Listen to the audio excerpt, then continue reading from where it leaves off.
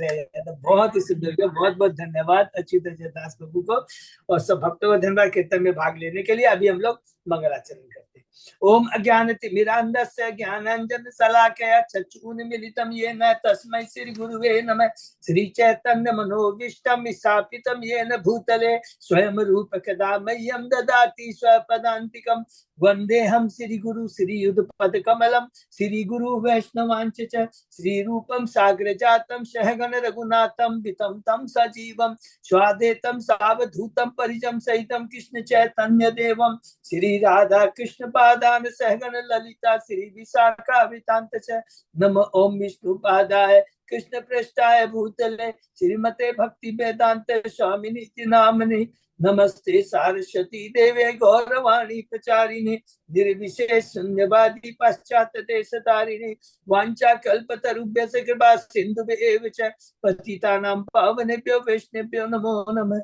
नमो महावदान्याय कृष्ण प्रेम प्रदायते कृष्णाय कृष्ण चैतन्य नामने गौरत्मिषे नमः। हे कृष्ण करुणा सिंधु दीन बंधु जगतपते गोपेश गोपिका कांत राधा कांत नमस्तुते। तप्त कांचन गौरांगी राधे वृंदावनेश्वरी विश्वानुसुते देवी प्रणमामि हरिप्रिये। नीलांचल निवासाय नित्याय परमात्मने बलभद्र सुभद्रायां जगन्नाथाय ते नमः। जय श्री कृष्ण चैतन्य प्रभु नित्यानंद श्री अद्वैत गदाधर श्रीवासादि गौर भक्तबिंद मुखम करोति वाचालम पंगु लंघयेगिं यत्कृपातमहं वन्दे श्री गुरुमदीनतारिणं परमानंद माधवं श्री चैतन्येश्वरं। हरे कृष्ण कृष्ण कृष्ण हरे हरे हरे राम राम राम हरे हरे। श्री श्री मंगलाचरण की जय, शिला प्रभुपाद की जय। हरे कृष्णा। आज की इस भागवतम चर्चा में सभी भक्तों का हार्दिक स्वागत है। सभी भक्तों के चरणों में मेरा सादर दंडवत प्रणाम है। राधा माधव राधा गोविंद परम वैष्णव गुरु आचार्य परम भागवतों की असीम कृपा से हम सब भक्त लोग मिलकर श्रीमद् भागवत के ऊपर चर्चा कर पा रहे हैं। कई दिनों से कैंटो 9 में हम लोग चर्चा कर रहे हैं। लास्ट वीक पिछले दिन हम लोगों ने अध्याय 9 को समाप्त किया, अंशुमान की वंशावली, और 10वें अध्याय में आज प्रवेश करेंगे। तो ये 9 अध्याय में हमने क्या चर्चा की, संक्षेप में दोहराएंगे। प्रथम अध्याय देखिए शुरू होता है। सबसे पहले कैंटो 9 का विषय है ईशानु कथा, माने भक्त और भगवान के लीलाओं का, उनके महिमाओं के बारे में वर्णन। ये पूरी भागवतम के ये 9वें कैंटो के अंदर में है। तो पहला अध्याय में शुरू होता है, शीर्षक है राजा सुदुमन का स्त्री बनना। ये बहुत इंपॉर्टेंट है। तो ये सुदुमन का स्त्री बता रहे हैं, ये किसके पुत्र हैं। सबसे पहले तो ये करेंगे, ये क्या है, वैवस्वत मुनि के पुत्र हैं।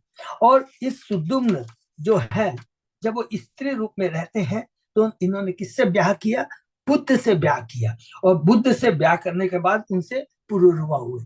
तो ये बुद्ध कौन है, ये चंद्रमा के पुत्र है। इसका वर्णन ये बहुत इंपॉर्टेंट, इसे याद रखना है कि ये बुद्ध का जन्म कैसे हुआ, वो भी हम आगे बढ़ेंगे। क्योंकि ये चंद्रमा के पुत्र बुद्ध है और बुद्ध से पुरुरवा, तो इसी से चंद्रवंश शुरू हुआ। इसलिए इसको इंपॉर्टेंट होता है। इसलिए पहले अध्याय के अंदर ये हमने पढ़ा। उसके बाद में हमने दूसरे अध्याय में वही वैवस्वत मुनि और 10 पुत्र हुए, उसके बारे में हमने पढ़ा संक्षेप में, प्रीसद के बारे में, कवि के बारे में। लेकिन तीसरे अध्याय से हम लोग विशेष करके अब 3 पुत्रों के बारे में 3, 4, 5 में सुनेंगे। तो तीसरे में हम पढ़ रहे हैं सरयाति के बारे में। सरयाति की क्या है, एक पुत्री होती है जिसका नाम है सुकन्या, जो चैन मुनि से ब्याह करती है। और किस प्रकार चैन मुनि ऐश्वर्य कुमारों को सोमरस प्रदान करते हैं। और सरयाति के जो 3 पुत्र हैं उसमें से हमने पढ़ा रेवत के पुत्र हैं कुतुमी, और कुतुमी के एक पुत्री है जिसका नाम है रेवती, जिसका ब्याह बलराम से हुआ। ये हमने तीसरे अध्याय में इंपॉर्टेंट पढ़ा। चौथे अध्याय में हमने पढ़ा वैवस्वत मुनि के जो अंतिम पुत्र है, के पुत्र हुआ नाभाग, और नाभाग के पुत्र हुए अम्बरीश महाराज। तो अम्बरीश महाराज के चरित्र के बारे में बहुत हमने डिटेल पढ़ा। किस प्रकार दुर्वासा मुनि ने उनके चरणों में अपराध हुआ। दूसरा मुनि भगवान के पास जाते हैं और भगवान कहते हैं देर मत करो, तुरंत तुम अम्बरीश महाराज के पास में जाओ और उनसे माफी मांगो, क्षमा याचना करो। 5वें अध्याय में हमने पढ़ा दुर्वासा मुनि को जीवन दान। किस प्रकार अम्बरीश महाराज सुदर्शन चक्र से प्रार्थना करते हैं वो शांत हो जाए और दुर्वासा मुनि को अभय दान दे। और किस प्रकार दुर्वासा मुनि अपनी गलती का एहसास करते हैं, अमरीश महाराज का ग्लोरिफिकेशन करते हैं। हरि बोल। 6वें अध्याय में फिर हम लोग और आगे बढ़ते हैं। वैवस्वत मुनि के अब एक पुत्र रह जाते हैं, इक्ष्वाकु। इक्ष्वाकु की परंपरा में, वंश परावली में मनदाता एक महान राजा होते हैं, जिनके 3 पुत्र होती है, 50 पुत्री होती है। ये 50 पुत्रियां सौभरी ऋषि परम योगी होते हैं, लेकिन किस प्रकार वो माया के जाल में फंस करके मनदाता की 50 पुत्रियों से ब्याह करते हैं, अपना भौतिक संसार बढ़ाते हैं, पछतावा करते हैं, अपना पश्चाताप करते हैं, सब कुछ छोड़ करके वो जंगल में चले जाते हैं और भगवान के भक्ति करके भगवान के वैकुंठ लोक को प्राप्त करते हैं। उनकी पत्नियां भी उनके सौभरी मुनि के पथ का अनुगमन करती हुई वो भी वैकुंठ लोक को चाहती है। फिर उसके बाद में अध्याय 7 में हम आते हैं राजा मनदाता के वंश के वर्णन। तो राजा मनदाता कि हमने बताया कि 50 पुत्रियां थी, 3 पुत्र थी जिनके नाम अम्बरीश, पुरुकुत्स एवं मुचकुंद। मुचकुंद के बारे में पढ़ेंगे। यहाँ पर पुरुकुत्स के बारे में बताया है कि उसकी परंपरा, उसके पुत्र होते हैं सत्यवत या त्रिशंकु। और त्रिशंकु का हमने बोला किस प्रकार वो त्रिशंकु बना, क्योंकि उसने ब्राह्मण की पुत्री को उसने अगाह किया था, अपहरण किया था और उसको अभिशाप में वो चंडाल बन गया था। उसके बाद में पुनः वह स्वर्ग में विश्वामित्र की कृपा से गया, लेकिन देवता ने फिर धक्का मार कर स्वर्ग से निकाल दिया, किंतु विश्वामित्र ने उसे जमीन पर गिरने नहीं दिया, इसलिए वो लटक रहा है। आज भी कहते हैं, शास्त्र कहते हैं, इसलिए उसका नाम है त्रिकुंज। उसके पुत्र हरिश्चंद्र और हरिश्चंद्र के पुत्र है रोहित। तो ये रोहित बहुत इंपॉर्टेंट है। अध्याय 8 में हमने पढ़ा रोहित के वंश में आए राजा शगर। हरि बोल। राजा शगर का हमने पढ़ा कि महान भक्त हैं। 2 पत्नियां हैं, सुमति और केसरी। सुमति के 100 पुत्र हैं। किस प्रकार वे भगवान कपिल के गंगा सागर में आश्रम में उनके चरणों में अपराध करते हैं और वो जलकर खाक हो जाते हैं। और उसके बाद में केशिनी जो दूसरी पत्नी होती है, उसके पुत्र असमंजस और उसके पुत्र उसके बाद में अंशुमान है। वो अंशुमान जाते हैं भगवान कपिल के आश्रम में और उनको ग्लोरिफिकेशन करते हैं। बहुत सुंदर ग्लोरिफिकेशन है और भगवान प्रसन्न हो जाते हैं और कहते हैं कि तुम्हारा ये जो घोड़ा है ये तुम यहाँ पर ले लो, और तुम्हारे जो चाचा वगैरह जो भी ये राख में पड़े हुए हैं, केवल माता गंगा की कृपा से ही इनका उद्धार हो सकता है। तो फिर अंशुमान माता गंगा से प्रार्थना करते हैं। तो माता गंगा कहती है कि देखो मेरा बेग को कौन धारण करेगा, और दूसरा जब मैं इस धरा पर आऊंगा तो पापी लोग मेरे जल में स्नान कर करके मेरा तो पूरा पाप भर से भर जाऊंगी। तब अंशुमान बहुत सुंदर बात कहते हैं, कहता है कि आपके जो भगवान के परम भक्त हैं, आपके गंगा जल में स्नान करेंगे तो आप पवित्र हो जाएंगे, सारे पाप नष्ट हो जाएंगे। और जहां तक आपकी वेग का सवाल है, भगवान शिव उसको अपने ऊपर धारण करेंगे। भगवान शिव को अंशुमान प्रार्थना करते हैं, भगवान शिव राजी होते हैं तो गंगा को धारण कर लेते हैं। गंगा आती है। अंशुमान अंशुमान नहीं, अंशुमान के बाद में दिलीप, और दिलीप के बाद में भागीरथ। अंशुमान ने ट्राई किया, सक्सेस नहीं हुआ गंगा जी को लाने में। उसके बाद दिलीप ने ट्राई किया, वो भी गंगा को लाने में समर्थ नहीं होता। भागीरथ हैं वो सक्सेस होते हैं। तो ये भागीरथ है कि किस प्रकार वो गंगा देवी को प्रार्थना करते हैं। गंगा देवी धरा पे आती है और किस प्रकार उनके जो पूर्वज होते हैं भागीरथ के, वो जो कि कपिल भगवान के अभिशाप से वो राख में परिवर्तित हो गए थे, उनका उद्धार होता है। फिर भागीरथ की वंशावली में हमने पढ़ा कि एक राजा आते हैं, बहुत सारे राजा जिनका नाम है शोधास। तो शोधास दमयंती का पति था। किस प्रकार वशिष्ठ द्वारा शोधास को साथ देने का मिला, जो कि हमने पढ़ा था कैसे मिला। क्योंकि एक बार शोधास ने एक राक्षस का वध किया, तो उसका जो भाई था वो क्रोधित हो जाता है और पूरा भेष बदल कर करके वो शौदास के यहाँ रसोईया का काम करता है। और उसने जानबूझ कर जब वशिष्ठ मुनि आते हैं शौदास के यहाँ तो उनको उन्होंने मांस परोस दिया। मांस परोस दिया। वशिष्ठ ने अपनी योग शक्ति से समझ गया कि यह मनुष्य का मांस है। उन्होंने गुस्से में आकर शौदास को उसको कह दिया कि तुम भी मनुष्य भक्षी बनेगा। और उसके बाद में शौदास जब मनुष्य भक्षी बनता है और वशिष्ठ मुनि को इधर बड़ा पश्चाताप होता है कि अरे वास्तव में शौदास ने ये गलत नहीं किया था, ये तो असुर का काम था। तो कहते कि चलो कोई बात नहीं है, ये तुम्हारे पास अभिशाप केवल 12 वर्ष तक रहेगा। और जब तक वो 12 वर्ष तक शौदास मनुष्य भक्षी के रूप में रहता है, उस समय उसने एक बहुत बड़ा अपराध करता है। वो क्या करता है, एक ब्राह्मणी के पति को उसके प्रार्थना करने के बाद भी उस ब्राह्मण को निगल जाता है। तब ब्राह्मणी ने साफ दे दिया कि हे शौदास, जब तू अपने पति से संभोग करेगा, करना चाहेगा, तू भी मर जाएगा। 12 वर्ष बाद जब सौभाग्य वशिष्ठ द्वारा दिए गए सांप से मुक्त हुआ तो उसने अपनी पत्नी के साथ संभोग करना चाहा तो उसकी पत्नी ने उसे ऐसा करने से रोक दिया। बाद में राजा शौदास की अनुमति से वशिष्ठ ने शौदास की पत्नी मदयंती के गर्भ से एक शिशु उत्पन्न किया जिसका नाम था अश्मक। और उसे अश्मक की वंश परावली में बालिक दशरथ एडविट और कौन आए, महाराज खडबंग। हरि बोल, महाराज खडबंग की जय। महाराज खंडू की शिक्षाएं हैं।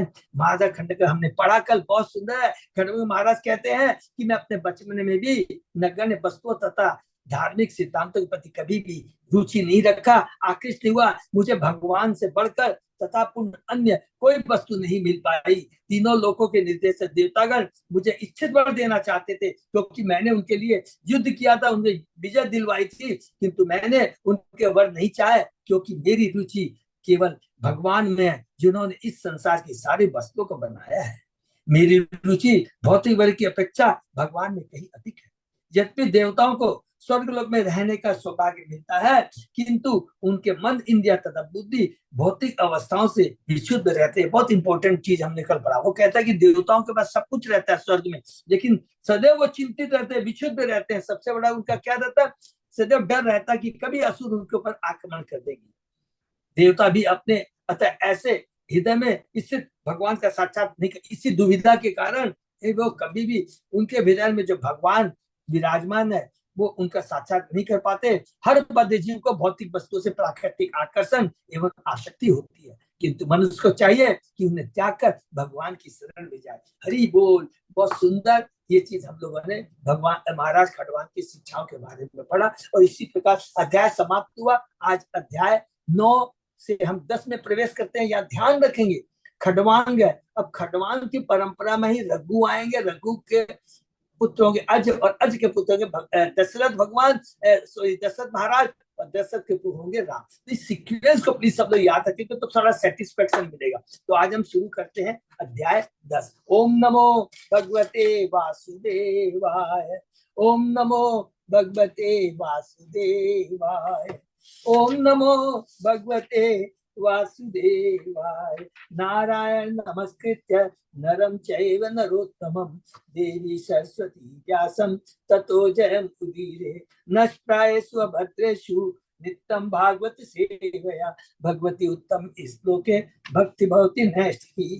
कृष्णाय वासुदेवाय देवकी नंदनाय च नंद गोप कुमाराय गोविंदाय नमो।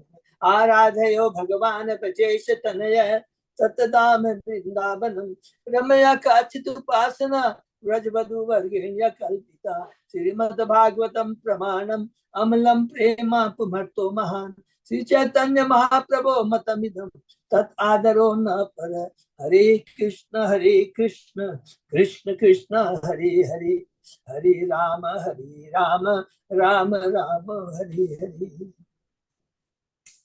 अध्याय 10 परम भगवान रामचंद्र की लीलाएं। हरि बोल। हम सूर्य वंश के बारे में पढ़ रहे हैं। विवस्वान के व्यवस्थ मनु और व्यवस्थ मनु के 10 पुत्र हैं। उसमें से हम लोगों ने 3 पुत्र के बारे में पढ़ा। इच्छवाकु जो लास्ट में हम लोग पढ़ रहे हैं, इस वाकु की परंपरा से मनदाता और उसी परंपरा में हमने पढ़ा कि लास्ट में भगवान राजा खडवांग की लीलाओं के बारे में पिछले अध्याय में, उन्हीं खडवांग के वंश परंपरा में अब हम देखेंगे कौन आते हैं। हरि बोल। परम भगवान रामचंद्र की लिखा है। इस 10वें अध्याय में बताया गया कि किस महाराज खडवंग के वंश में भगवान रामचंद्र उत्पन्न हुए। इसमें भगवान के कार्यकलापों का भी वर्णन हुआ है, जिसमें रावण को मारकर अपने राजधानी अयोध्या लौटना भी सम्मिलित। बहुत संक्षेप में यहाँ पर रामायण के बारे में हम कह सकते हैं बताया गया। महाराज खडवंग के पुत्र दीर्घ बाहु थे और उनके पुत्र रघु हुए। रघु के पुत्र अज थे और अज के पुत्र दशरथ थे और जिनके पुत्र थे भगवान श्री रामचंद्र। हरि बोल। तो खडवांग महाराज की वंशावली में आते हमारे भगवान श्री रामचंद्र। जब भगवान इस धरा पर अपने पूर्ण चतुर्व्यूह स्वांश रामचंद्र लक्ष्मण भरत शत्रुघ्न समेत अवतरित हुए तो वाल्मीकि जैसे परम सत्य के वेताओं ने उनकी दिव्य लीलाओं का वर्णन किया। श्री सुखदेव गोस्वामी ने संक्षेप में इन लीलाओं का वर्णन किया है, या क्लियर बोल दिया गया कि संक्षेप में वर्णन हुआ है। भगवान रामचंद्र ने विश्वामित्र के से जाकर मारी जैसे राक्षस को हताहत किया, फिर अत्यंत दृढ़ एवं कठोर हर धनु नामक धनुष को तोड़कर सीता देवी से ब्याह किया और परशुराम का मान मदद किया। फिर अपने पिता की आज्ञा का पालन करने के लिए वे लक्ष्मण सीता सहित जंगल में चले गए। वहां उन्होंने शूर्पणखा की नाक काटी और खरदूषण जैसे रावण के पार्षदों का वध किया। रावण द्वारा सीता का अपहरण इस असुर के दुर्भाग्य का सूत्रपात बना। जब मारीच ने स्वर्ण मृग का रूप धारण किया तो सीता देवी को प्रसन्न करने के लिए भगवान रामचंद्र उस मृग को लाने गए, किंतु इसी बीच में भगवान की अनुपस्थिति का लाभ उठाकर रावण सीता जी को हर लेके चला गया। सीता जी का हरण होने के बाद भगवान रामचंद्र लक्ष्मण से जंगल में उसकी खोज करते रहे।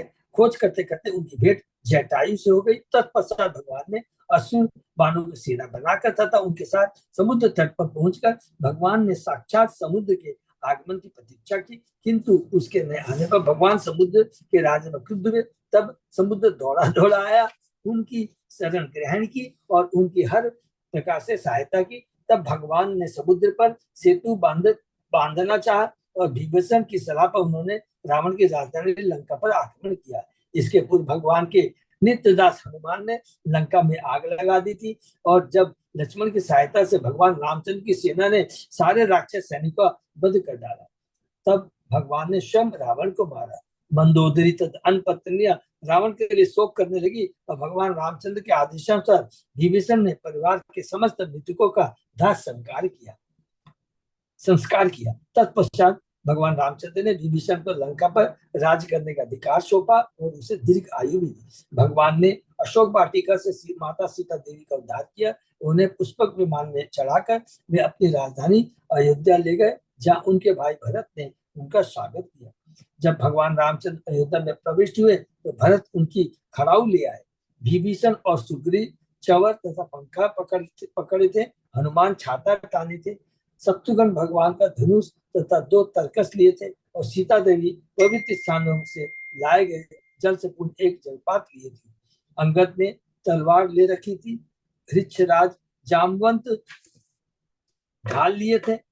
जब भगवान रामचंद्र लक्ष्मण तथा सीता देवी समेत अपने सभी परिजनों से मिले तो वशिष्ठ महामुनि ने उन्हें राजा के रूप में सिंहासन प्रदान किया।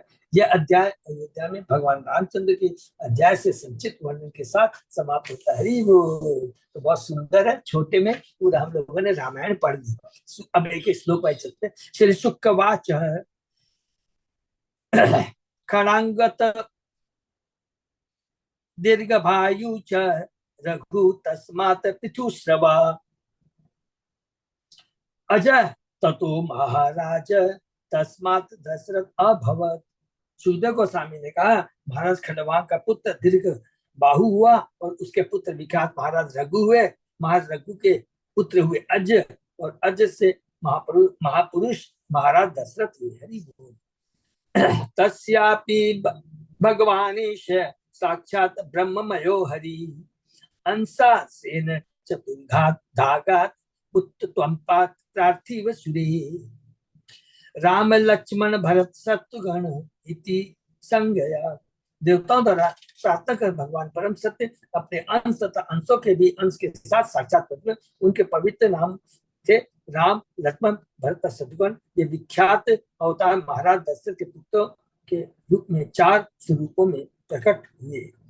भगवान रामचंद्र तथा उनके भाई भरत शत्रुघ्न ये सभी जीव तत्व न होकर विष्णु तत्व है। भगवान अनेकानेक रूप में अपना विस्तार करते हैं। अद्वैतम अच्युतम अनादि अनंत रूपम, यद्यपि वे सभी एक ही हैं, किंतु विष्णु तत्व के अनेक रूप एवं अवतार होते हैं। जैसा कि ब्रह्म संहिता ने पुष्टि की, रामादि मूर्तिषु कला नियमेन तिष्ठन्, भगवान अनेक रूपों में विद्यमान है, यथा राम लक्ष्मण भरत शत्रुघ्न, और ये रूप उनकी सृष्टि के किसी भी कोने में स्थित हो सकते हैं। ये सभी रूप स्थायी रूप से शाश्वत रूप से ईश्वर के व्यष्टि रूपों में विद्यमान रहते हैं और ये समान शक्ति वाले अनेक दीपों के तुल्य होते हैं। भगवान रामचंद्र लक्ष्मण भरत शत्रुघ्न ये सभी विष्णु तत्व होने के कारण समान शक्ति वाले देवताओं के प्रार्थना करने पर ये महाराज दशरथ के पुत्र बने। हरि बोल। तत्व यहाँ पर प्रभुपाद जी ने हमें बताया है। अब और अलग से हम लोग डिटेल में भी पढ़ेंगे जब समय में आएगा। तो संकर्ष वासुदेव, संकर्षण, अनिरुद्ध, प्रद्युम्न और अनिरुद्ध, ये 4 हैं। ये सब लोग जस्ट नोट करके रखेंगे, हम लोग डिटेल में बाद में पढ़ेंगे। तस्य अनुचरितं राजन् ऋषिभिः तत्त्वदर्शिभिः सुप्तं हि वर्णितं भूरि त्वया सीतापते मुहुः। हे राजा परीक्षित, भगवान रामचंद्र के दिव्य कार्यकलापों का वर्णन उन साधु पुरुष द्वारा किया जिन्होंने सत्य का दर्शन किया। चूंकि आप सीतापति रामचंद्र के विषय में बार बार सुन चुके, अतः मैं इन कार्यकलाप वर्णन संक्षेप में ही करूंगा, कृपया सुने। सुखदेव गोस्वामी जी परीक्षित महाराज कहते हैं कि आपने तो पूरी रामायण सुन रखी है, अभी मैं आपको मुनि का वर्णन संक्षेप में करूंगा। आधुनिक राक्षस जो डॉक्टरेट डिग्रीधारी होने का अपने को उन्नत रूप से शिक्षित मानते हैं, उन्होंने यह सिद्ध करने का प्रयास किया कि रामचंद्र भगवान न होकर सामान्य व्यक्ति है, किंतु जो विद्वान है और आध्यात्मिक ज्ञान से युक्त है, जिसने शास्त्रों का पालन किया है, परंपरा से अपने आचार्यों से सुना है, वे ऐसे मत को कभी स्वीकार नहीं करेंगे। वे तो उन तत्वदर्शियों द्वारा प्रस्तुत किए भगवान रामचंद्र उनके कार्यकलाप के वर्णन को ही स्वीकार करेंगे जो परम सत्य को जानते हैं। भगवद गीता भगवान तद विधि प्रणिपातेन परिप्रश्नेन सेवया उपदेशयन्ति ते ज्ञानम ज्ञानी तत्व दर्शिनः।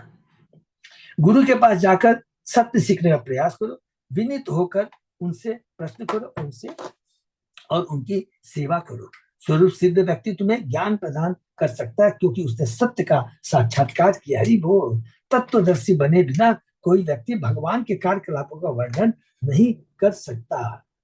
अतएव कहने को तो अनेक रामायण हैं किंतु उनमें से कई प्रामाणिक नहीं है। कभी कभी भगवान रामचंद्र के कार्यकलापों का वर्णन अपनी कल्पना, चिंतन या भौतिक भाव के आधार पर किया जाता है, किंतु रामचंद्र जी की विलक्षणताओं को काल्पनिक मानकर उनका वर्णन नहीं करना चाहिए। भगवान रामचंद्र की कथा का वर्णन करते समय सुखदेव गोस्वामी महाराज पक्षी को बताया, क्या आपने रामचंद्र के कार्यकलाप के विषय में पहले से सुन रखा है? अतः स्पष्ट है कि 5000 वर्ष पूर्व भी रामचंद्र की अनेक कथा या रामायण थी और अब भी अनेक है, किंतु हमें केवल तत्व दर्शन द्वारा लिखित कथाओं को सुनना चाहिए। ज्ञानित तत्व दर्शन ऐसे तथाकथित पंडितों की किताबों को नहीं जो डॉक्टर डिग्री के आधार पर ज्ञानी होने का दावा करता है, अपने मन से अपना इंटरप्रिटेशन देते हैं।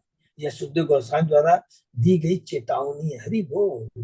ऋषि में तत्वदर्शी है, यद्यपि वाल्मीकि रचित रामायण एक विशाल, किंतु इन्हीं कार्यकलापों को शुद्ध गोस्वामी ने थोड़े से श्लोकों में सार रूप में प्रस्तुत किया। ये हमें अलर्ट करते हैं हमारे इस्कॉन सत्याचार्य शिला प्रभुपाद हम बद्ध जीवों को। गुरुवर्ते त्यक्त राजयो व्यचरत अनुवनम पद्याम प्रियाया पाणी इस पर अक्षेमाभ्याम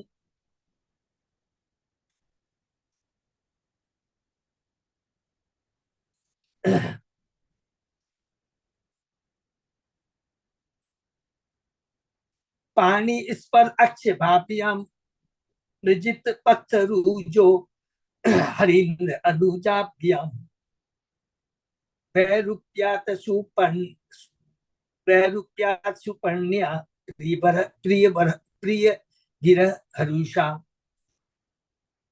रूषा आरोपित भू ब्रिजित ब्रिजिम्ब त्रस्त सहस्त्राब्दी पद्म सेतु खल दब दहन कौशल इंद्र अवतात। बड़ा थोड़ा सा वो माने अपने पिता के वचनों को अक्षत रखने के लिए भगवान रामचंद्र ने तुरंत ही राजपथ छोड़ दिया और अपनी पत्नी सीता देवी के साथ एक जंगल से दूसरे जंगल में अपने उन चरण कमलों से घूमते रहे जो इतने कोमल थे कि वे सीता के हथेलियों का ईश्वर भी सहन नहीं कर सकते थे। भगवान के साथ उनके अनुज लक्ष्मण तथा बानरों के राजा हनुमान या एक अन्य बानर सुग्रीव भी थे। ये दोनों जंगल में घूमते हुए राम लक्ष्मण की थकान मिटाने में सहायक बने। शूर्पणखा के नाक तथा कान काटकर उसे कुरु बनाकर भगवान सीता देवी से बिछुड़ गए। अतः वे अपनी भौहें तान कर कूद हुए और शाकर को डराया, जिसने भगवान को अपने ऊपर से होकर पुल बना की अनुमति दे दी। तत्पश्चात भगवान रावण को मारने के लिए दावानल की भांति उसके राज्य में प्रविष्ट हुए। ऐसे भगवान रामचंद्र हम सबों की रक्षा। हरि बोल। देखिए कितना इन दो एक श्लोक के अंदर कितना सुंदर पूरा का पूरा यहाँ पे बता दिया गया है। राज्य विचरण विश्वामित्र अदवरे न मारीचादानिशाचरा पश्यतो लक्ष्मणस्येव हत्ता नृत पुंगवा। अयोध्या नरेश भगवान रामचंद्र ने विश्वामित्र द्वारा संपन्न किए गए यज्ञ के क्षेत्र में अनेक राक्षसों तथा अष्टभ्य पुरुषों का वध किया जो तमोगुण से प्रभावित होकर रात में विचरण करते थे। ऐसे रामचंद्र जिन्होंने लक्ष्मण की उपस्थिति में इन असुरों का वध किया, हमारी रक्षा करने की कृपा करें। हरि बोल। यो लोक मीर समितो धनु एशम उग्रम सीता स्वयंबम गृहे दृश्यतो उपनीतम आदाय बाल गज लील इच्छु यष्टिम सज्जीय कृतम नृपजिकस्य भवंज मध्ये जित्वा अनुरूप गुणशील वयो अंगरूपाम सीता अभियाम श्रियम उरसी अभिलब्धमानम मार्गे व्रजन भृगुपते वयं यत प्ररूढ़म दर्पम महिम अकृत्यत्री अराज बीजाम। हे राजन, भगवान रामचंद्र की लीला हाथी के बच्चे के समान अत्यंत अद्भुत थी। उस सभावन में जिसमें सीता देवी को अपने पति का चुनाव करना था, उन्होंने इस संसार के वीरों के बीच भगवान शिव के धनुष को तोड़ दिया। हरि बोल। यह धनुष इतना भारी था कि इसे 300 व्यक्ति उठाकर लाए थे, लेकिन भगवान रामचंद्र ने इससे मोड़कर डोरी चढ़ाई और बीच से उसे वैसे ही तोड़ डाला जिस पर हाथी का बच्चा गरने को तोड़ देता है। इससे भगवान ने सीता देवी का पानी ग्रहण किया जो उन्हीं के समान दिव्य रूप, सौंदर्य, आचरण, आयु तथा स्वभाव से युक्त थी। निसंदेह वे भगवान के पक्ष स्थल पर सतत विद्यमान लक्ष्मी थी।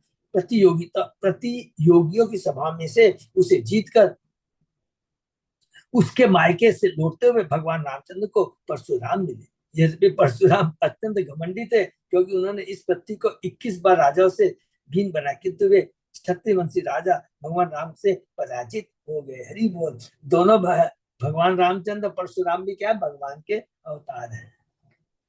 यह सत्य पास परिवित पितु निदेशम तेनश्य चापी शिरसा जगृहे सभार्य राज्यम श्रियम प्रणय्य सुहृदो निवासम त्यक्त्वा ययोवनम अशुनीव मुक्त संग।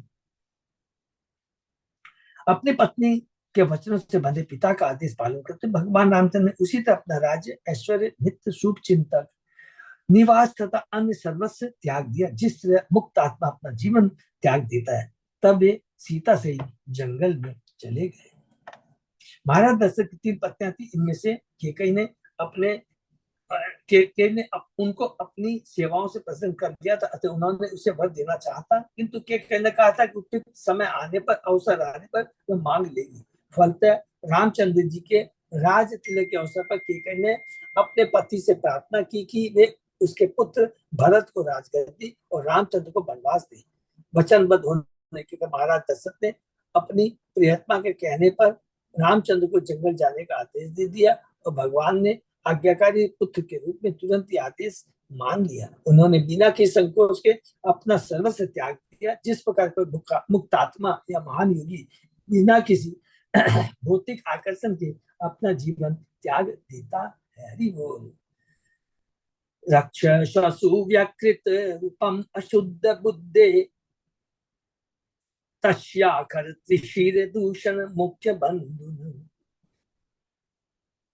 जंगे चतुर्दश शैशम अपारणीय कोदंड पाणी अटमान उवास कृच्छम।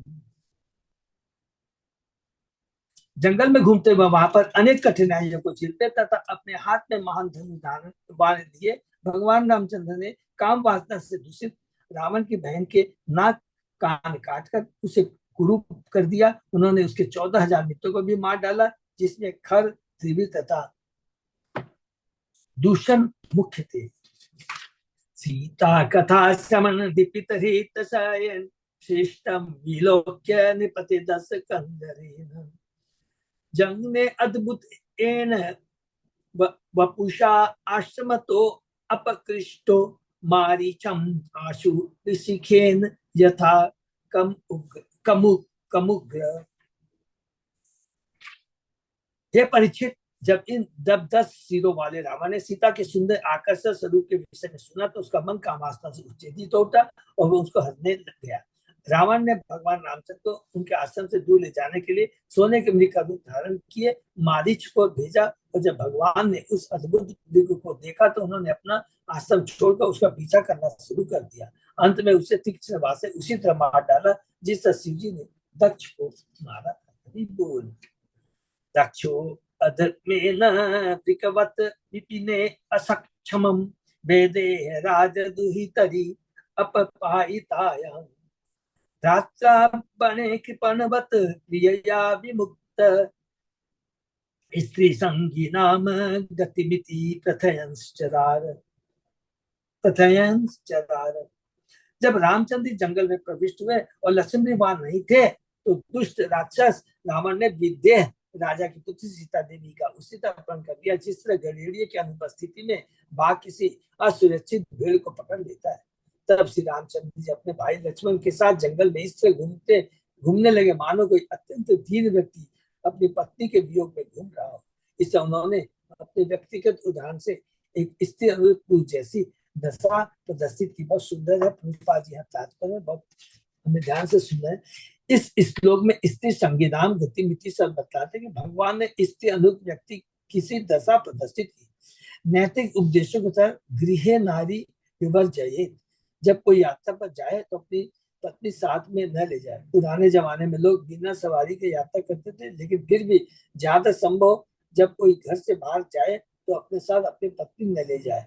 विशेष ऐसी स्थिति में जिसमें श्री रामचंद्र जी थे जब उन्हें उनके पिता द्वारा वनवास दे दिया था। कोई जंगलों में रहे या घर में रहे, इसकी अनुरक्ति आपत बन जाती है, जैसा कि भगवान ने अपने निजी दृष्टांत से दिखला दिया है। निसंदेह यह स्त्री संगी का भौतिक पक्ष है, लेकिन भगवान की स्थिति आध्यात्मिक है क्योंकि वे भौतिक जगत के प्राणी नहीं। हरि बोल।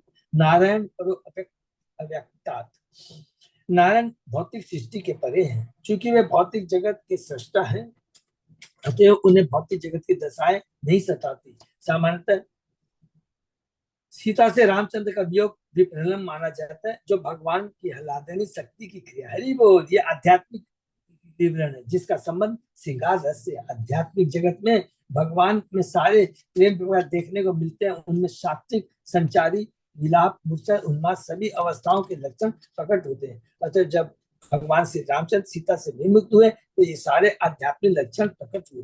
भगवान न तो निराकार है न शक्ति, प्रस्तुत वे सच्चिदानंद विग्रह है। अतः उनमें आध्यात्मिक आनंद के सारे लक्षण पाए जाते हैं। अपनी प्रियतमा से वियोग का अनुभव भी आध्यात्मिक आनंद है। हरि बोल। जैसा कि श्री रूप दामोदर गोस्वामी ने बताया, राधा कृष्ण प्रणय दिखते लादिनी शक्ति। श्री राधा कृष्ण के प्रेम भगवान के के रूप में प्रदर्शित किए जाते हैं। भगवान सारे आनंद के मूल स्रोत हैं, वे आनंद के आगार हैं। अतः भगवान रामचंद्र ने आध्यात्मिक तथा भौतिक दोनों प्रकार के सत्य का प्रदर्शन किया। भौतिक दृष्टि से जो लोग स्त्री से अनुक्त है उन्हें कष्ट मिलता है, किंतु आध्यात्मिक रूप में जब भगवान तथा उनकी आह्लादनी शक्ति में वियोग भाव उत्पन्न होता है तो भगवान का आनंद बढ़ जाता है। इसकी आगे भी व्याख्या भगवत गीता में हुई है। और जानन्ति माम मूढ़ा मानुषी तनुमाश्रितम परम भाव और जानन्ति मम भूत महेश्वरम। आध्यात्मिक दृष्टि से राधा रानी कृष्ण की राधा रानी कृष्ण की आराधनीय शक्ति है। और हम लोगों ने चेतन चक्र का बहुत सुंदर से वर्णन हुआ है। तो सारी जो है ना, जो अज्ञानता जो हमारे मन में है वो सारी खत्म हो जाएगी, मूर्खता। जो व्यक्ति भगवान की आध्यात्मिक शक्ति को नहीं जानता वह उन्हें सामान्य मानव प्राणी मानता है। लेकिन भगवान के मन बुद्धि तो इंद्रिया कभी भी भौतिकता से प्रभावित नहीं होती, 3 गुणों से ऊपर होती है। शुद्ध सत्वगुण में भगवान भगवान के भक्त रहते हैं। दिव्य प्रेम का आदान प्रदान होता है जिसमें काम वासना का लेस मात्र भी नहीं होता है। स्कंद पुराण में इसकी विशद व्याख्या मिलती है जिसका संत मध्वाचार्य ने दिया है। नित्य पूर्ण सुख ज्ञान स्वरूप असो यतो विभु अतो अस्य राम इत्याख्या तस्य दुखम कुतो कुतो अव अणवपि तथापि लोक शिक्षार्थम दुख वर्तिवत अंतर्हिताम लोक दृष्टिया सीतामाश्रित स्मर समर निगह ज्ञापनार्थ पुनर्नित्य संबंध स्वात्मनः श्रियः अयोध्या विनिर्गच्छन् सर्वलोकस्य चेश्वरः प्रत्यक्षं तु श्रिया साध जगामानादिर्व्ययः नक्षत्र मास गणितं त्रयोदश सहस्रकम् ब्रह्मलोक समचक्रे समस्त क्षिति मंडलम राम राम रामेति सर्वेषां अभवत् तदा सर्वोर्मय लोको यदा रामस्त्वय पालयत्। वस्तुतः रावण द्वारा सीता का हरण असंभव था। बहुत सुंदर है।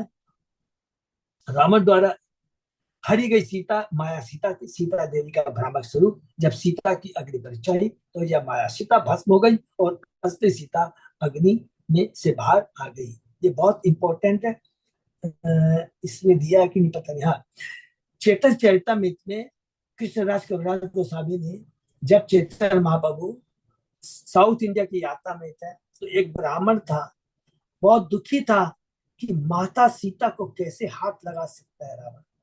तब चैतन्य महाप्रभु कहे कि वो वास्तव में माया सीता थी। हे पंडित, तुम चिंता मत करो।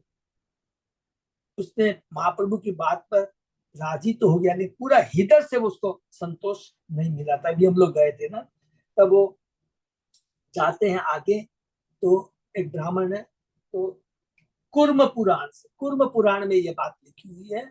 और चेतन महाप्रभु देखते हैं, तुरंत उस कुर्म पुराण को लेकर के पुनः आते हैं, उस ब्राह्मण को दिखाते हैं, देखिए, और ओरिजिनल कॉपी लेके आते हैं, लेकर दिखाते हैं। तब उसको ब्राह्मण को तो संतुष्टि होती है और बहुत खुश हो जाता है। बोला, पिछली बार तो मैं आपको चिंता में था, आपको अच्छे से भोजन नहीं करा पाया था, आज अच्छे से भोजन कराऊंगा। बहुत सुंदर है ये लीला है। हम लोग चेतन चेता में मध्य लीला में पढ़ेंगे। इस उदाहरण से एक दूसरे से यह मिलती है कि इस जगत में कोई इसे कितनी बलवती क्यों ना हो, उसको सर्जन प्रदान किया जाना चाहिए, अन्यथा असुरक्षित होने उसे रावण जैसा राक्षस भगा ले जाएगा। इस माने भौतिक दृष्टि से बता रहे हैं ना।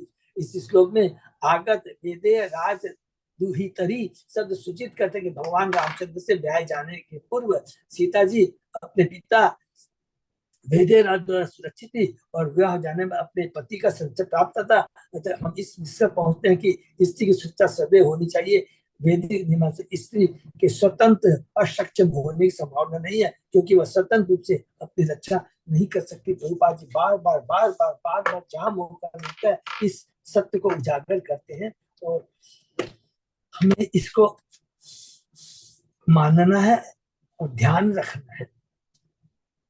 तगत्वा आत्मकृत्यम अहं कबंधम सख्यम विदाय कपिबी दयिता गतिन्ते बुद्धवा अत पालिनी हते पलवग इंद्र सैन्ये पहलाम अगाध स मनुजो अज भवार्चित अंघ्रि। भगवान रामचंद्र ने जिनके चरण कल ब्रह्मा जी तस्वीरों द्वारा पूजित है, मनुष्य का रूप धारण किया। तो उन्होंने जटायु का दाह संस्कार किया जिसे रावण ने मारा। तत्पश्चात भगवान ने कबंध नामक असुर को मारा और वानर राज्यों से मैत्री स्थापित करके बाली का वध किया तथा सीता देवी के उद्धार की व्यवस्था करके वे समुद्र के तट पर गए। जब रावण ने सीता का वध किया तो मार्ग में पक्षीराज जटायु ने उसको देखा, किंतु शक्ति से रावण ने युद्ध में जटायु को परास्त कर दिया और उसका पंख काट दिया। जब रामचंद्र जी सीता जी खोज कर रहे थे तो जटायु ने मरणासन अवस्था में मिला, जिसने सूचना दी कि सीता जी को रावण ले गया है। जब जटायु मर गया तो रामचंद्र जी ने दाह संस्कार करके पुत्र का कर्तव्य निभाया। हरि बोल। और तब सीता का उद्धार करने के उद्देश्य से वानरों को अपना मित्र बनाया। हरि बोल।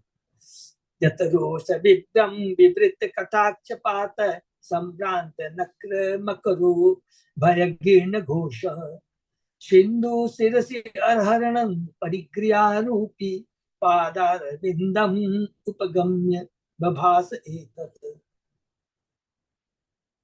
समुद्र तट पर पहुंचकर भगवान रामचंद्र ने 3 दिन तक उपवास किया और वे साक्षात समुद्र के आने की प्रतीक्षा करते रहे। जब समुद्र नहीं आया तो भगवान ने अपनी क्रोध लीला प्रकट की। हरि बोल। और समुद्र पर दृष्टिपात करते ही समुद्र के सारे प्राणी, जिसमें घड़ियाल तथा मगर सभी थे, भय के मारे उद्विग्न हो गए। तब शरीर धारण करके डरता हुआ समुद्र पूजा की सारी सामग्री लेकर भगवान के पास पहुंचा। उसने भगवान के संकल्प पर गिरते हुए इस प्रकार कहा, न त्वां वयं जडतियोनुविदां भूमं कुटस्थं आदिपुरुषं जगतां अधीशं यत सत्त्वतः सुरगणा रजस प्रजोषा मन्यो च भूतपतयः स भवान् मुनीश।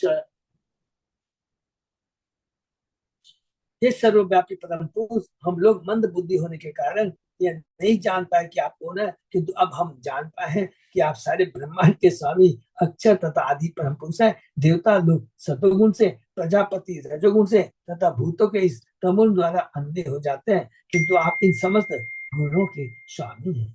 जड़ ये शब्द पशु बुद्धि का सूचक है। ऐसी बुद्धि वाला व्यक्ति भगवान को नहीं समझ सकता। पशु बिना मारे खाए मनुष्य के अभिप्राय को नहीं समझ सकता।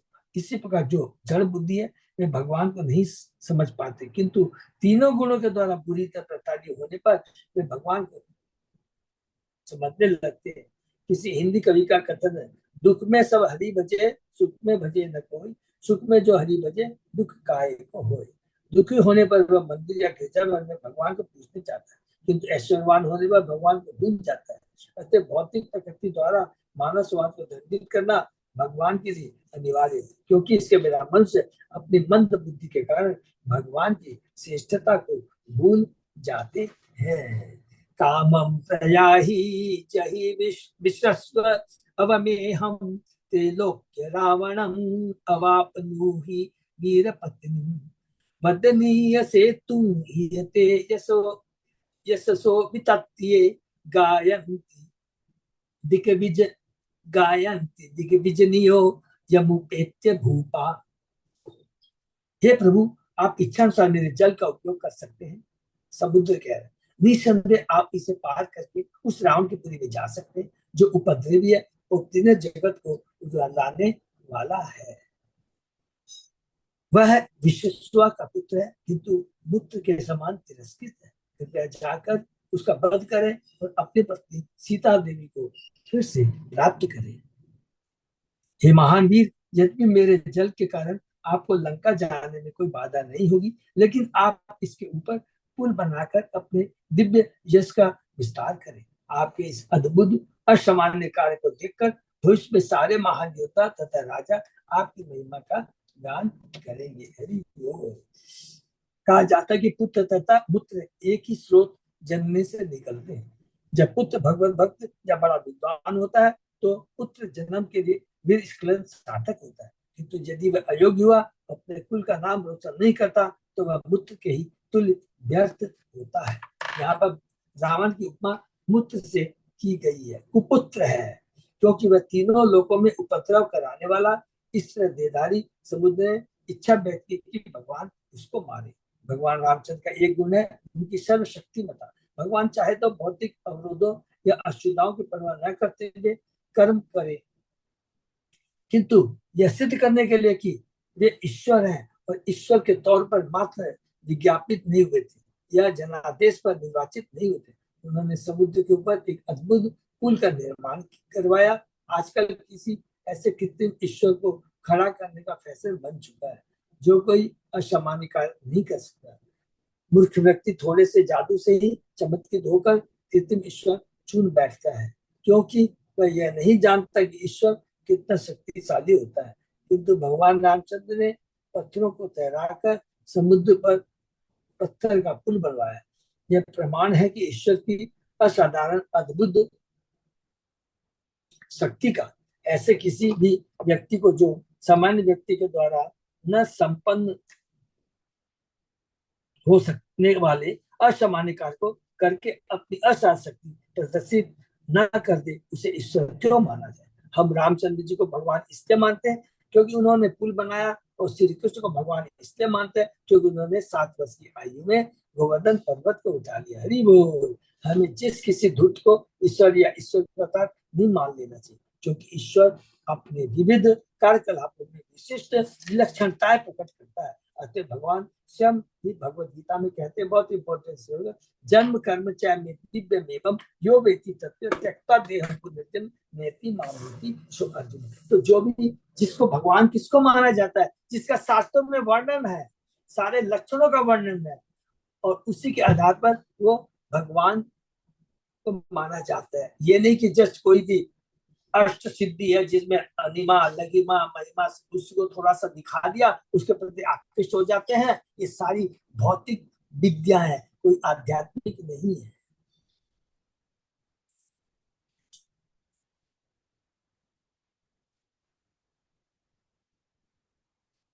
ये अर्जुन, जो व्यक्ति मेरे जन्म कर्म की प्रकृति जानता है, वही शरीर को त्यागने के बाद फिर से जीवन जन्म नहीं देता, अपितु में नित्य धाम को प्राप्त होता है। भगवान के कार्यकलाप से मान्य नहीं होते, वे दिव्य रूप से अद्भुत होते हैं और अन्य किसी जीव द्वारा संपन्न किए नहीं किए जा सकते। भगवान के कार्यकलापों के सारे लक्षण शास्त्रों में वर्णित है, और उन्हें समझने के बाद ही मनुष्य को यथारूप में ग्रहण किया जा सकता है।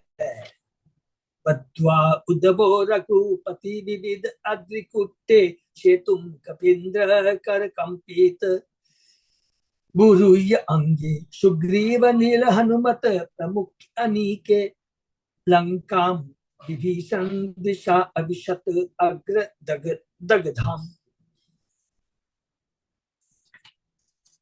सुखदेव गोस्वामी ने कहा, जल में उन पर्वत सिंहों को फेंक कर जिनके सारे वृक्ष बंदरों द्वारा हाथ से हिलाए गए थे, समुद्र के ऊपर पुल बना चुकने के बाद भगवान राम से सीता देवी को रावण के चंगुल से छुड़ाने के लिए लंका में रावण के भाई विभीषण की सहायता से भगवान सुग्रीव नील हनुमान इत्यादि बानर सैनिकों के साथ रावण के राज्य लंका में प्रवेश हुए, जिसे हनुमान ने पहले ही भस्म कर दिया था। बंदर सैनिकों के बीचों से ढके बड़े बड़े पर्वत सिंहों को लाकर समुद्र में फेंका, जो ईश्वर की परम इच्छा से डरने वाले।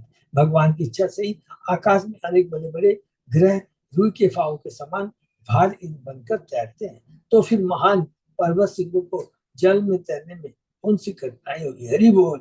यह भगवान की सर्व शक्ति बता है।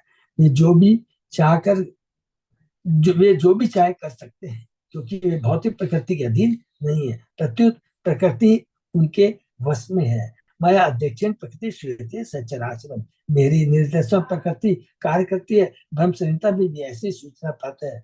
ये गया भ्रमति समवृत्त काल चक्रो गोविंदम आदि पुरुषम तमहम भजामी। प्रकृति की कार्यशैली का वर्णन करते हुए ब्रह्म संहिता कहती है कि सूर्य भगवान की इच्छा से घूमता है। अतः भगवान रामचंद्र के लिए हिंद महासागर के ऊपर उन बंदर सैनिकों की सहायता से जो बड़े बड़े पर्वत सिंहों को लाकर जल में फेंक रहे थे, पुल बनाना तनिक भी आश्चर्यजनक नहीं है। यह केवल इसलिए अद्भुत लगता क्योंकि इस भगवान रामचंद्र के नाम तथा यश को अमृत प्रदान किया। हरि बोल। साबान रो बल रुद्र विहार कोष्ठ श्रीद्वार गोपुर सदो बल विटंका निर्वज्यमान भीषण ध्वज हेम कुंभ सिंह सिंगांटका गल गज कुले हृदनी इव घुरना। लंका में प्रवेश करने के बाद सुग्रीव, दिल, हनुमान आदि वानर सेनापतियों के नेतृत्व में वानर सैनिकों सारे ध्यान स्थलों, अन्न के गोदामों, खजानों, महलों के द्वारों, नगर के फाटकों, सभा भवनों, महल के छज्जों और यहाँ तक कि कबूतर घरों में अधिकार कर लिया। जब नगरी के सारे चौराहे, चबूतरे, झंडे तथा गुंबदों पर रखे सुनहरे गमले ध्वस्त कर दिए गए तो समूची लंका नगरी उस नदी के सदी प्रवृत्त हो रही थी जिसे हाथियों के झुंड ने मथ दिया हो। हरि बोल।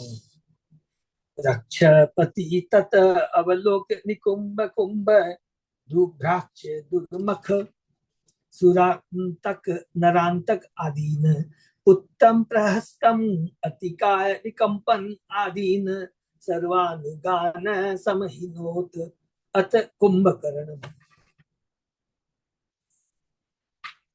जब राक्षसपति रावण ने वानर सैनिकों द्वारा किए जा रहे उपद्रव को देखा तो उसने निकुंभ, कुंभ, धूम्राक्ष, दुर्मुख, सुरांतक, नरांतक तथा अन्य राक्षस अपने पुत्र इंद्रजीत को भी बुलवाया। तत्पश्चात उसने प्रहस्त, अतिकाय, विकंपन को और अंत में कुंभकर्ण को बुलवाया। इसके बाद उसने अपने सारे अनुयायियों को शत्रुओं से लड़ने के लिए प्रोत्साहित किया। ताम यातुदान पितृनाम अशिशूल चाप तास दृष्टि शक्ति शर तोमर खंग दुर्गा सुग्रीव लक्ष्मण मरुत सूत गंधमाद नीलांगद ऋक्ष पंसादि धीरनिंतो अगात।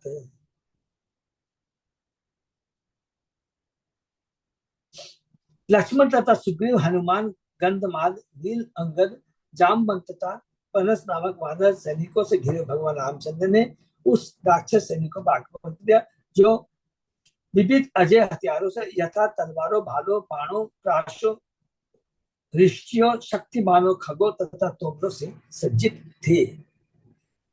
ते अनेकपारगुपते अभिपात्य शर्वे द्वंद्वं वरुत्तम इव पति रथाश्व युद्धे जगृद्रुमे गिरि गदो इशुभि अंगद आद्या सीता अभिमर्श हत मंगल रावणो ईशान रावणेशान। अंगद तथा रामचंद्र के अन्य सेनापतियों ने शत्रुओं के हाथियों, पैदल सैनिकों, घोड़ों तथा रथों का सामना किया और उन पर बड़े बड़े वृक्ष, पर्वत, सिंह, गदा तथा बाण फेंके। इस तरह से रामचंद्र जी के सैनिकों ने रावण के सैनिकों को, जिनका सौभाग्य पहले ही लूट चुका था, मार डाला, क्योंकि सीता देवी के क्रोध से रावण पहले ही ध्वस्त हो चुका था। बहुत इंपॉर्टेंट लाइन है, क्योंकि सीता देवी के क्रोध से रावण पहले ही ध्वस्त हो चुका था। वो भगवान की अलादीनी शक्ति है, कोई भी भौतिक शक्ति इसको टच नहीं कर सकती। इस चीज को बहुत इंपॉर्टेंट नोट करके रखना है। भगवान रामचंद्र ने जंगल में जितने सैनिक भी भर्ती की वे बंदर थे और उनके पास रावण के सैनिकों से लड़ने के लिए समुचित शान समाज न था, क्योंकि रावण के सैनिकों के पास आधुनिक युद्ध अस्त्र थे, जबकि रामचंद्र और लक्ष्मण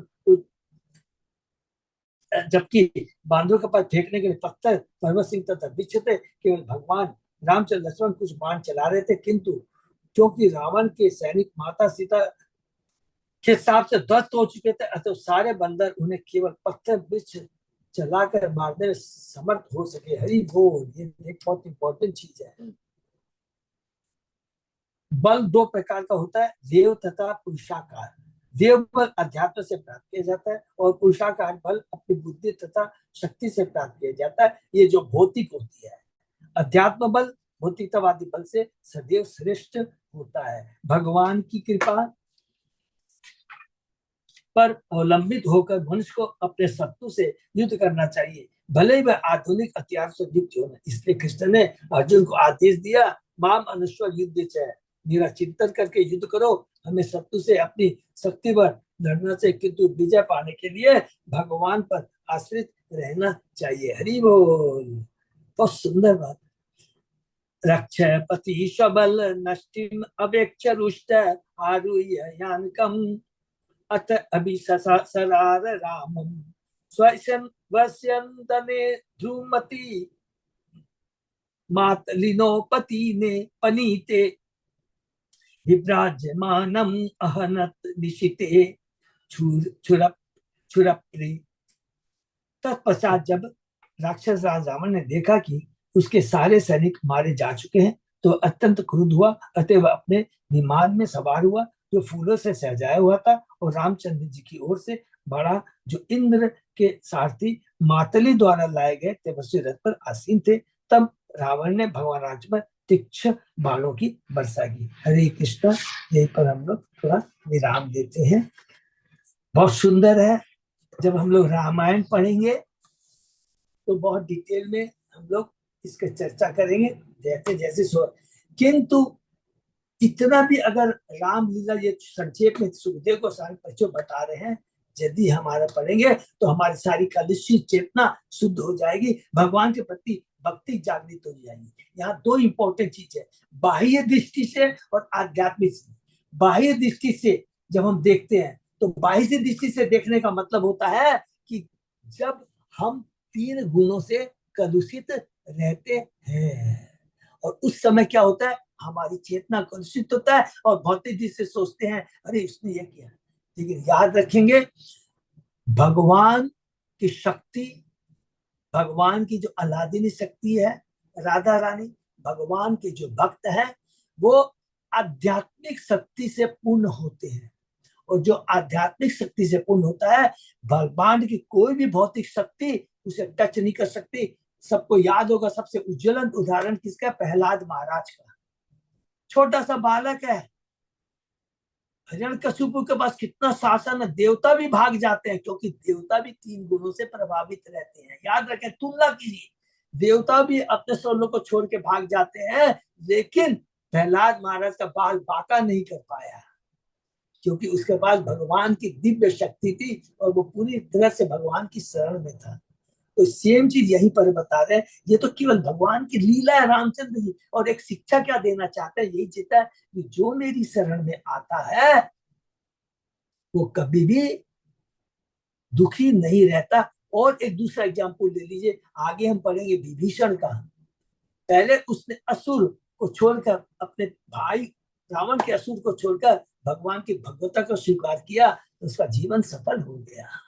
जो भी भगवान की शरण में जाता है वो वास्तव में वही विजयी होता है, वही शांति प्राप्त करता है, वही स्वतंत्र होता है और अपने जीवन के लक्ष्य को प्राप्त कर पाता है। तो ये पूरी रामायण जो हम लोग संक्षेप में पढ़ा है, इससे हमें यही शिक्षा मिलती है और इसी को हमें स्वीकार करना चाहिए। हरे कृष्ण। ये तो विराम देते, बाकी इसमें तो कोई प्रश्न तो पूछ सकता है, वैसे वो तो कोई खास बात नहीं है। तो यही पर हम लोग विराम देते हैं। अच्युत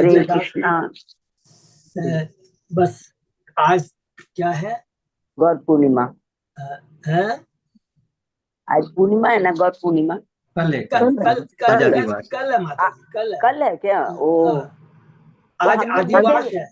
आज जाएगी ना पूर्णिमा, तो क्योंकि पूर्णिमा में तो अब होलिका दहन होता है प्रभु जी। हम लोग आज ही पूर्णिमा का दहन आज है ना 10 बज के कुछ मिनट पे, तो पूर्णिमा में ही दहन। वो जैसे जिस इन्फॉर्मेशन है वो कल के अपने इस्कॉन की गौर पूर्णिमा फेस्टिवल कल सेलिब्रेट करेंगे। ठीक है माता जी, ये सबको याद रखना, ठीक है ना। और कल का अच्युत अजय दास प्रभु क्या करना, क्योंकि झिझक नहीं करना, कुछ नहीं करना, वो क्या कुछ माता लोग अलग अलग या कुछ वो नहीं करते हैं क्या, ऐसा कुछ है क्या?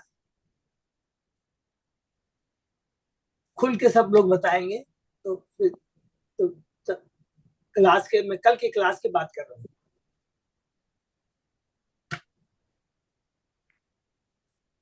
तो कोई दिक्कत नहीं, क्लास कर सकते हैं, क्लास में तो कोई प्रॉब्लम नहीं है, कर सकते हैं तो ओके, ठीक है। हरी बोल। कल सुबह क्लास हो सकती है प्रभु जी। ठीक है, थैंक यू सो मच। तो हम लोग कल क्लास करेंगे, बहुत सुंदर है। चैतन्य महाप्रभु का प्राकट्य दिवस है और हम लोग शाम को घुसादे रोड में उसको हम लोग सेलिब्रेट करेंगे। और अभी भी ठीक ही है कि भगवान की लीलाओं का वर्णन और रामचंद्र की लीलाओं का हम लोग वर्णन सुन रहे हैं, ठीक है ना। हरे कृष्ण। ये मेरा तो आज के दिन हम लोग कल क्लास करेंगे।